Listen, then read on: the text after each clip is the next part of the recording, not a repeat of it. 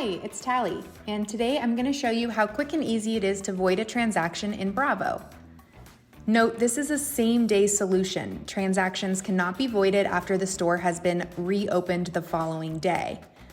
From the bottom right of the dashboard, select Void View Transactions. You're going to select Find Transaction, and if you have the transaction number, you will locate it on the receipt. If not, you can use the drop-down options here to the left to narrow down the choices by workstation or employee who completed the transaction, till session, or a combination. You can also just use the scroll bar here to find the transaction that you are looking for. So in this example, we are going to use this loan transaction completed by Christy Bauer. You will select the transaction so that it's highlighted in yellow and then select View. Once it's confirmed that the correct transaction was selected, choose Next. And this is a really important note: when you're voiding a transaction, it cannot be undone. Select Void Transaction.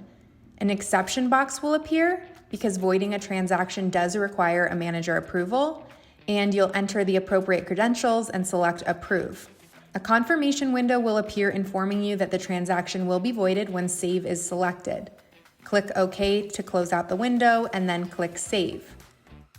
We can now see from the Void View Transaction screen that the transaction has been voided and a separate line appears showing the actual void.